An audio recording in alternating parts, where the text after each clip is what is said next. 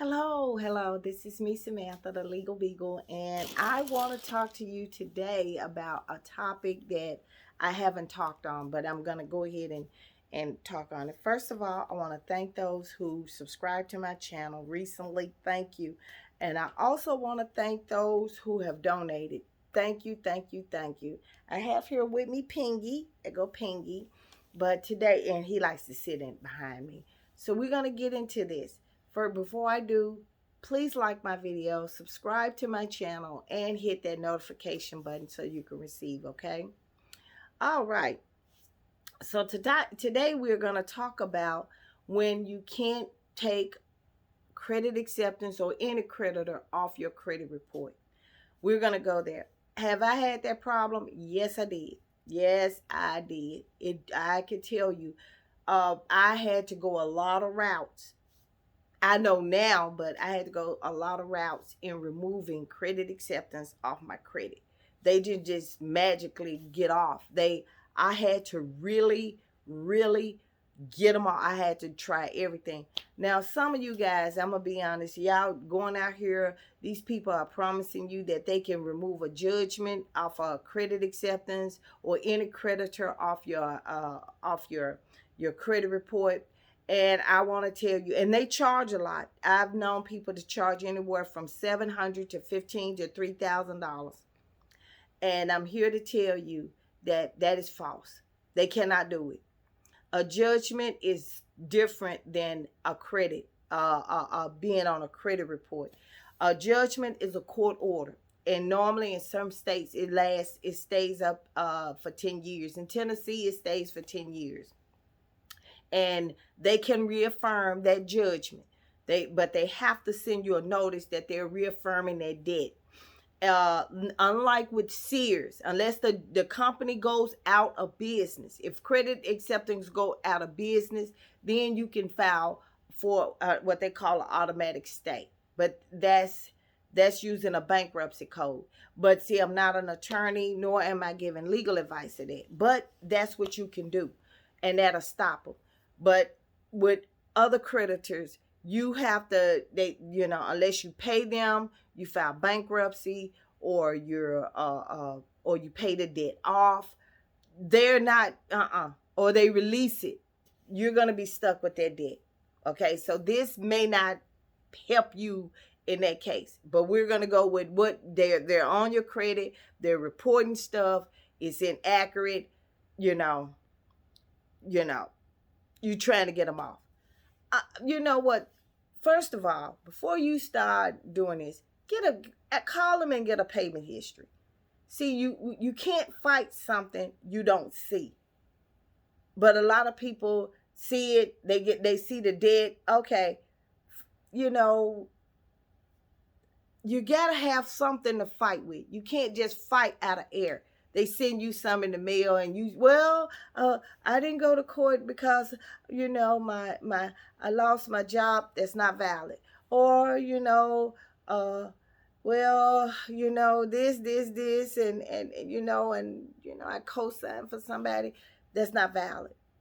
Now, what is valid is that you had a gap, you had a warranty on the vehicle, and soon after it broke, you start have to fix it, and then that's what happened. Okay, but that's another video that I did. Okay, now with my situation, I got them off.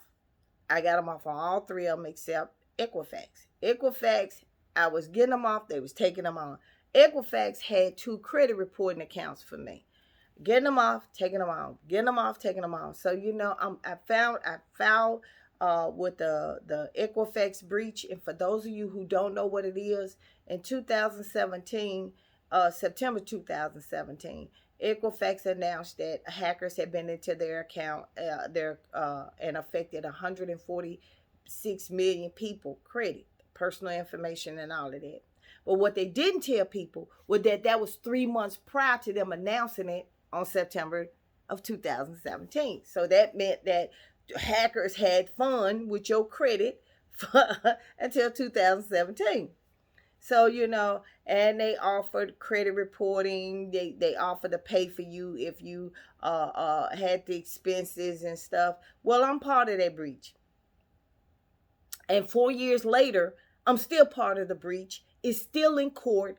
They're still fighting. And the only people that have made money has been the attorneys. The attorneys, the judge in Atlanta, Judge Thomas Thrash Jr. He's approving the attorneys getting paid. He's approving all of that, but those like me and 146 million people, we're still not only waiting for our credit to be fixed, but to get reimbursed for anything. And the breach did not deal with damages. It just dealt with the procedures that you use to get your credit fixed. That's it. That's it. They offered credit monitoring. If you part of it and it and it didn't really affect you, but those who like me it affect, yeah, we supposed to get that, I guess, that up to $20,000. It's been 4 years, and then he extended it until 2024 because people are still trying to get their credit fixed.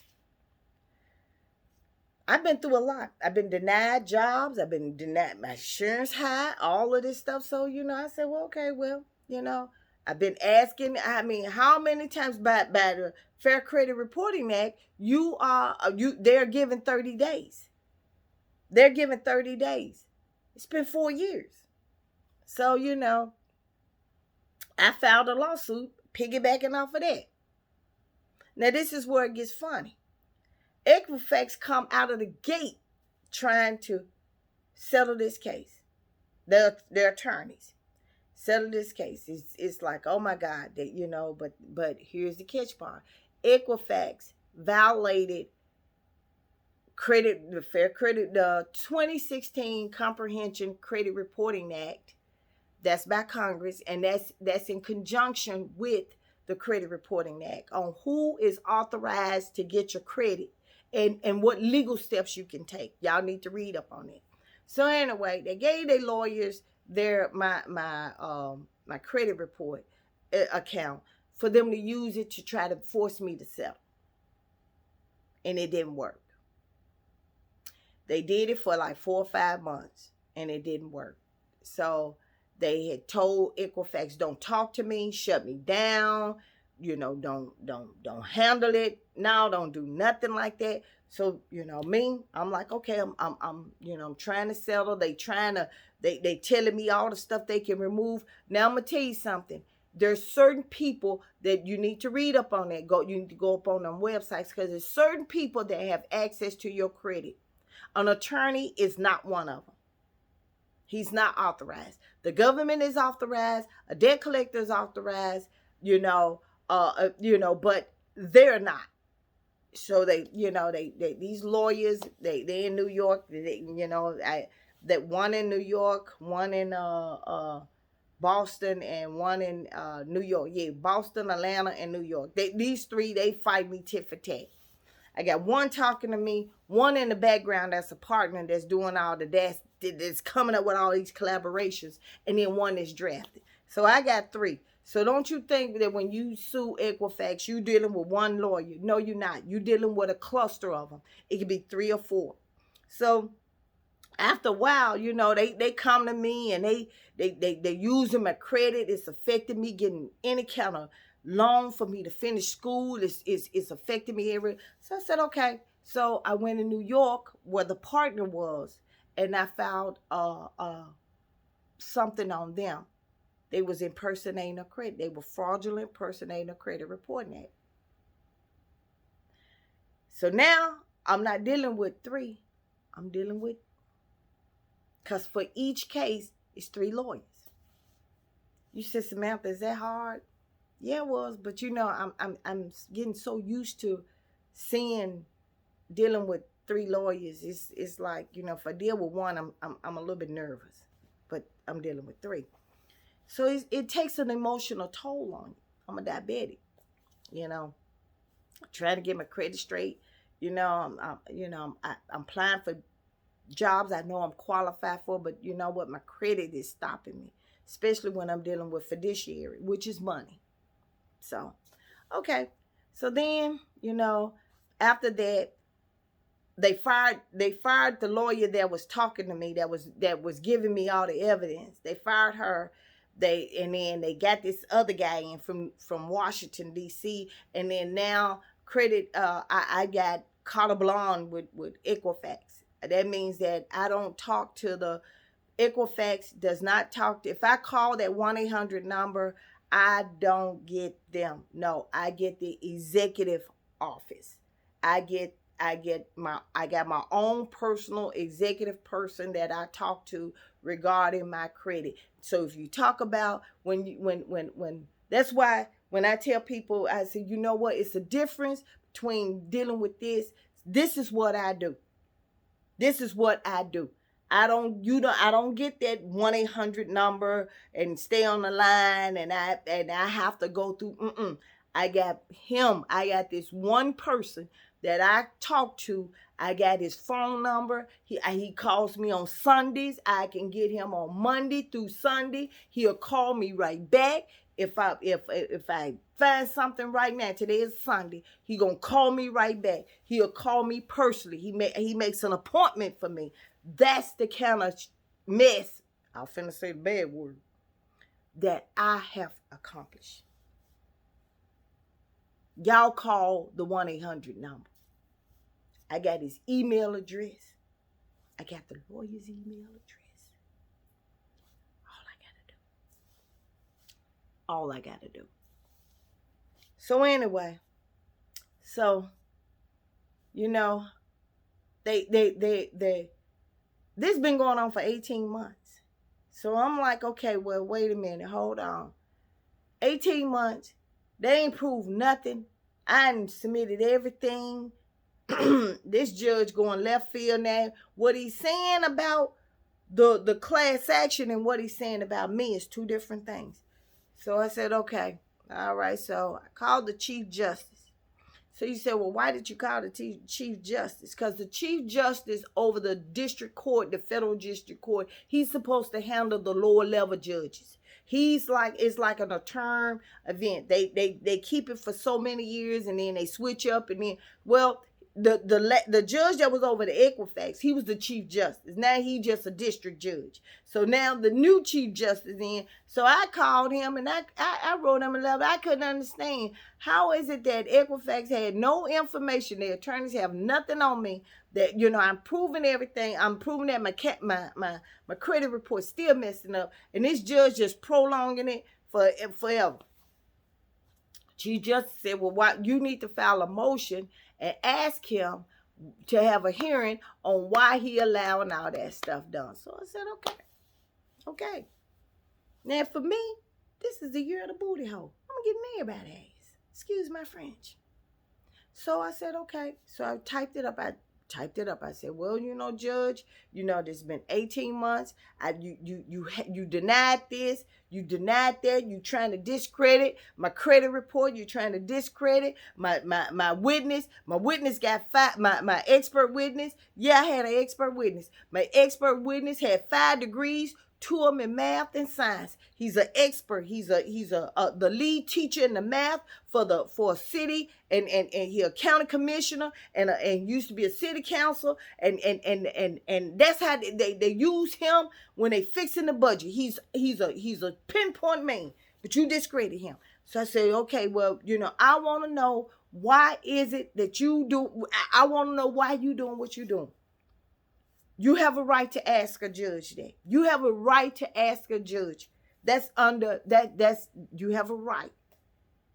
So they came back, Equifax attorneys came back and said, hey, you need to strike that and dismiss that because her fonts are too big and she didn't, the required fonts is that. I don't know where they got it from. So anyway, I came back and I said, that's the perfect example of why I want to have a hearing for that. Well, he got mad. He got it that 26, and he got mad, and he said, you know what, I'm going to strike her thing, and I'm going to dismiss her case. It's frivolous. Okay. All right. And you're going to have that. You're going to have that. You're going to deal with that. It's going to make you mad. It's going to make you upset. But it's okay. I said, okay. All right. As soon as I saw it, I said, okay. Notice of appeal. I said, okay. Filed an appeal. I had started working on it. When I mailed it off, I started working on it. I said, I'm going to have it ready before then. Oh, the 11th Circuit was real quick. Oh, goodness. Gave me till September the 9th. Had my brief in, and I had to go electronic filing. A lot of Court of Appeals don't allow you to do that, but some do allow pro se to go electronically. Some cases in New York, you can go electronically. Some cases in Michigan, you can become electronically, but you got to take the course. You got to have a PACE account, and you got to, handle your business. But anyway, so I said, okay, but I'm doing all of this. I ain't heard nothing from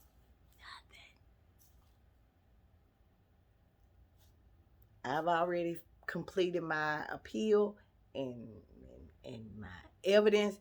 My evidence, y'all saw it. The book was this big, and I had to put in their stuff and my stuff, the relevant stuff, and I sent them over. They told me, well, you got to let us approve what you did. You just can't send things. Okay, no problem. I'll make sure all your stuff is in there. I want all your stuff in there. I let them know. I want all your stuff is in there because I want to see how this judge allowed you to they brought in stuff that was in 2005 that I sued somebody that had nothing to do with Equifax. Didn't have nothing to do with my credit. Didn't have nothing to do with their case. In New York, they sent a list. These are all the people she has sued in the last 10 years. That has nothing to do. That's desperate. When lawyers start digging in your background, that's trying to attack your character. That means they don't have nothing else. And they don't want to settle with you. Some lawyers, I be like, okay, well, I got another case we're going to talk about, but it's just, so I said, okay. So I sent them all the draft of everything that I was going to present. I haven't heard anything. Haven't heard nothing. So right now, that's where I'm at. So you got to remember something. And I'm going to end this video because lawyers, when they see cases like this and they see you got a subprime lender, they're not going to really take it because they feel like you messed your own credit up. It could be a death, a divorce. It could be anything that you lost your job during that time. But you went through a subprime. You didn't go through GMAC. And if you black, yeah, I'm throwing the race card. If you black, they feel like you don't pay your bills. Go figure. But the main thing about it is that, you know what? And I tell everybody, and it's hard to believe. They don't want to believe it. You going to spend some time and some money. If you don't have neither one of them, pay the bill. Pay the bill. Because this is not something that you can jump in and do in your spare time. This is something you're going to have to work on at nights. You're going to have to work on some weekends. And you're going to work on some holidays. Yes, I have had to type up stuff on holidays. I typed up some on Christmas. And the day after Christmas, I filed it. This is something that if you cherish your credit, if you cherish your livelihood, because I'm going to tell you something, If you don't know, you think, well, credit acceptance is on my credit, they'll go away. No, they won't. No, they won't. I've gotten folks that had them on their credit for 10 years, and they had a judgment on there for 10 years. And they were hoping that judgment was dropping off in that 10th year. And they affirmed it. They are affirming it. And unless credit acceptance go bankrupt, which I highly doubt it, that's how they're in business. They're in business because you don't go and fight them when you need to. They win because you don't go to court when you get that summons, because you felt like, well, why should I go? They gonna win anyway. No. That's when you fight them. You fight them when they start sending you default letters. You fight them when they don't honor that warranty agreement. That's when you start. You don't start when they already won the judgment, or when they repossessed the vehicle, or when they doing all of this to you. Then that's affecting you. But you do it when you notice it. You start then. And I tell so many people, and a few people bought it, and a few are buying it. I had a what I call a portfolio.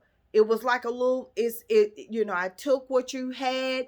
I took your case based on your laws in your state. I told you all the places where you need to go, how you need to document it, what documents you need to start asking for, things you need to do so that you can help yourself in case you have to go to court, in case you have to represent yourself. Those are empowerment things. But see, people don't want to pay. They don't want to pay for the long healing of the remedy. They want to put the Band-Aid. So when y'all start hiring for those credit people, those people that says, oh, I can get a garnishment off your a court order off your I can stop garnishments. Only thing that can stop garnishment is a bankruptcy. And some of y'all don't want to do that. Your credit is already shot.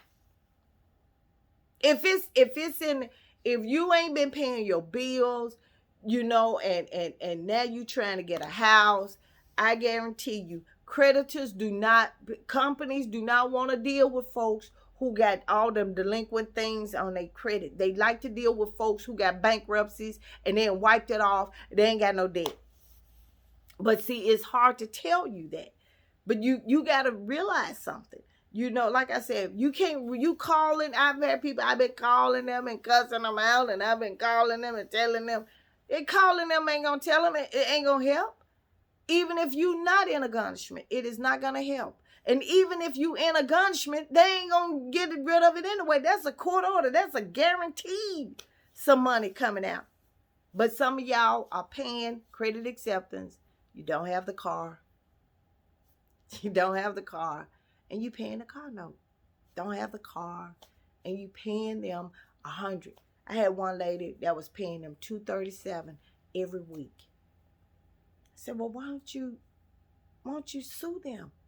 The car was broke. Girl, my husband said, just go and pay it off. That's foolishness. That's foolishness. And then you wonder why they still in business. I made that mistake. I don't make it no more. I promise you. I'd rather not have a car than to go through a subprime lender and get taken over, get taken again. I'm not. No. But I hope you guys like this video. I really do. I'm going to keep you posted about Equifax. Like I said, they haven't, their counsel haven't said anything, haven't done anything. But, I can't really say something until, September the 8th. And now I want to hear what they got to say, because they didn't say that my credit wasn't messed up. They just said, they just brought in some other stuff that didn't have nothing to do with what was going on. So, I'm okay with that. Like I said, I hope you like my video. Make comments. What do you think about it? You can tell me what is it that you're trying to do? What is it that you're trying to do?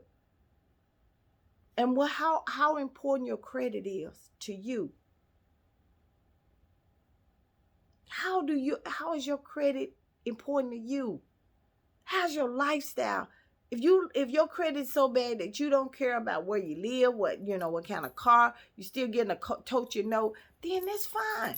That's fine. That credit acceptance ain't gonna hurt you neither way. But if you are like me, I'm gonna be honest. I love using my credit card when I need to, or when I see something for the girls, and then I can pay it off. My credit score is high. I like that. I'm able to get a better job. I'm able to get better insurance. I like that. And if you like that too, then that's something you need to think about. Invest in you. Even if you made a mistake and you got them as a mistake, it's okay. It is okay. Fix it. But you can't, it's not going to be a quick fix. It's a fighting fix. And you got to decide, are you worth fighting for? Thank you for watching my video. Give me your thoughts and comments.